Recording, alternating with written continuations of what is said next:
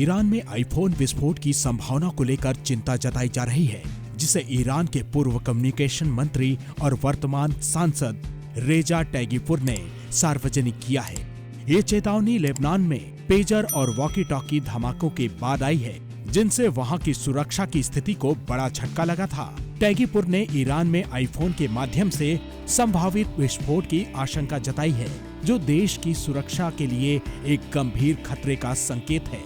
Lebanon में walkie talkie जैसे सामान्य गैजेट्स में विस्फोट हुआ था। इन धमाकों ने सुरक्षा तंत्र में सेंध लगाने का एक नया और खतरनाक तरीका उजागर किया।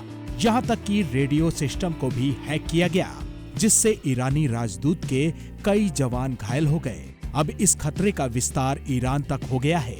यहाँ आईफोन जैसे स्मार्टफोन के माध्यम से विस्फोट की आशंका बढ़ गई है।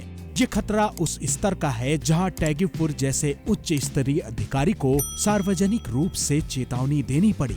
ईरान में इस बढ़ते खतरे का एक प्रमुख कारण वेस्ट एशिया में इजराइल का बढ़ता प्रभाव माना जा रहा है।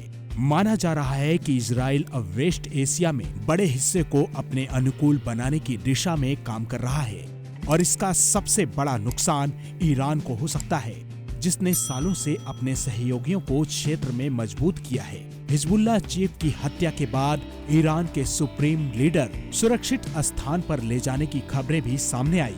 ये घटना एक व्यापक खुफिया संघर्ष की ओर इशारा करता है, जिसमें इजराइल और उसके सहयोगी सीधे तौर पर ईरान के खिलाफ गतिविधियों में लिप्त हैं। इससे ये स्पष्ट होता है कि क्षेत्रीय सुरक्षा अब केवल युद्ध के दौरान सीमित नहीं रह गई है, बल्कि खुफिया और साइबर युद्ध का नया दौर शुरू हो गया है।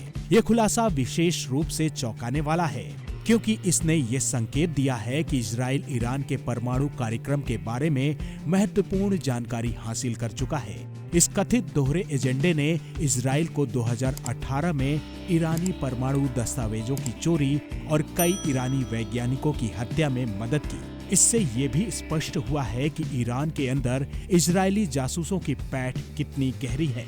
ईरान में आईफोन विस्फोट की आशंका और ईरानी खुफिया तंत्र में इजरायली जासूसों की पैठ दोनों ही वेस्ट एशिया की जटिल राजनीतिक और सुरक्षा की स्थिति की गहराई को दर्शाते हैं।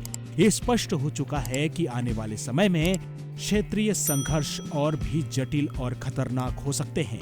ईरान को न केवल इन खतरों का सामना करने के लिए तैयार रहना होगा, बल्कि उसे अपने खुफिया तंत्र और साइबर सुरक्षा को भी महत्वपूर्ण सुधार करना होगा। आपको ये जानकारी कैसी लगी, हमें कमेंट करके बताइएगा जरूर।